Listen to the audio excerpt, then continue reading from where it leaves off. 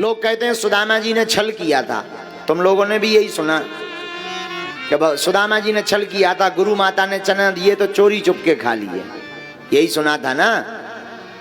तो भगवान ने श्राप दे दिया। नहीं, ऐसा नहीं है, पढ़ो पहले। इसलिए तो कहते हैं गुरु बिन होए ना ज्ञान। सुदामा जैसा मित्र ना हुआ ना होगा। भगवान ने कोई श्राप नहीं दी सुदामा को, हम खंडित करते हैं, कोई श्राप नहीं दी, एक भी बार श्राप नहीं दी भगवान। दरअसल वो चनों की कहानी ऐसी है, एक बुढ़िया माँ थी, बुढ़िया औरत, वो सिला बीना करती थी। सिला जानते हो? जब खेती कट जाती है तो बालों से कुछ दाने नीचे गिर जाते हैं, उसको बीनने के लिए उसे सिला कहते हैं, सिला बीन। वो बूढ़ी औरत सिला बीन करके चने रखी थी एक पोटली में। एक बार उसके घर में एक चोर आया, चोर पोटली लेकर के चला गया। बुढ़िया को बड़ा बुरा लगा।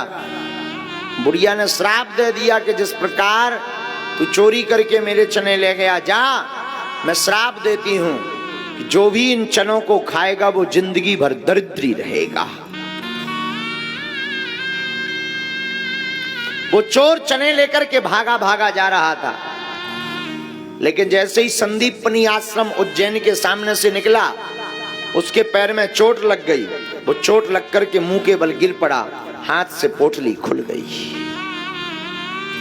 चने बिखर गए, चने बिखरे। तो चोर ने बचने के उद्देश्य से चनों को वहीं छोड़ दिया और दौड़ लगा दी। वो आश्रम कोई और नहीं, वही आश्रम है जहां हमारे द्वारकाधीश ठाकुर जी और जहां पर सुदामा जी विद्या अध्ययन किए थे। गुरु माता झाड़ू लगाने के लिए बाहर निकली, चने बिखरे हुए पोटली पाई। गुरु माता ने वो सभी चने बीन करके रख लिए। ध्यान से सुनना मेरे पागलों, चनों की पोटली को ला करके रख लिया। एक दिन कथा वैसे ही है, बरसात हुई, भोजन पकाने के लिए लकड़ियां नहीं थी, तो भगवान कृष्ण और सुदामा को लकड़ी लेने के लिए वन में भेजा। गुरु मां ने सोचा घर पे तो बहुत कुछ खाने गुरु आश्रम में तो बहुत कुछ खिलाने को नहीं है, इन चनों को दे देते हैं, बच्चे चनों को खा करके रह लेंगे, शाम को फिर आकर के भोजन कर लेंगे। वो श्रापित चने जिन पर बुढ़िया श्राप दे चुकी थी कि जो भी इनको खाएंगे वो जीवन भर दरिद्री रहेंगे, श्रापित चने लेकर के भगवान कृष्ण तो थोड़ा आगे निकल गए, सुदामा जी थोड़ा पीछे थे। गुरु मां ने वो पोटली सुदामा जी को दे दी, बेटा तू भी खा लेना, आधा चने का भाग अपने मित्र कन्हैया को दे देना ताकि पेट के लिए कुछ आहार हो जाए। सुदामा ने गुरु मां को धन्यवाद दिया। हाथ में चनों की पोटली लेकर के सुदामा चले। निकले ही थे कि सुदामा ने चनों की पोटली को देखना चाहा कि आखिर चने कितनी मात्रा में, लेकिन सुदामा ने जब चनों को गौर से देखा, सुदामा कोई साधारण नहीं, भगवान कृष्ण का मित्र साधारण तो हो ही नहीं सकता।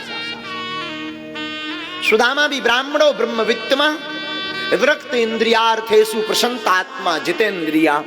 सुदामा जी भी ब्रह्म को जानने वाले थे। सुदामा ने जब उन चनों को गौर से देखा तो सुदामा ने पाया यह चने श्रापित हैं, इनको श्राप लगी है कि जो भी इनको खाएगा वो जीवन भर दरिद्री रहेगा। गुरु मां ने तो आज्ञा दी कि दोनों आधा बांट बांट करके खा लेना, अगर मैं आधा आधा बांट करके खाऊंगा तो आधी जिंदगी मेरे कन्हैया को और आधी जिंदगी मुझे, दोनों को दरिद्रता भोगनी पड़ेगी। फिर मैं मित्र किस काम का? मैं एक काम करता हूं, चोरी चुपके पूरे चने को खा लेता हूं। मेरा कन्हैया राजा बना रहे, मैं भले ही दरिद्र हूं, मुझे कोई दिक्कत नहीं है।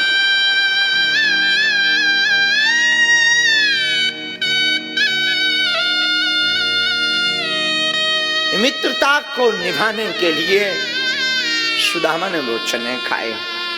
हमने सुना है सुदामा ने जितने चने खाए वो चने के दाने थे 40। सुना है 40 दाने थे। इसलिए सुदामा 40 वर्ष तक भगवान कृष्ण से दूर रहे और दरिद्रपन भोगना पड़ा। सुदामा जैसा न मित्र हुआ न हो सकता। मित्रता का मतलब लेन देन का व्यवहार नहीं है। मेरे पागलो, तुम याद रखो, मित्रता का मतलब है सब कुछ अपने मित्र के लिए समर्पित कर देना।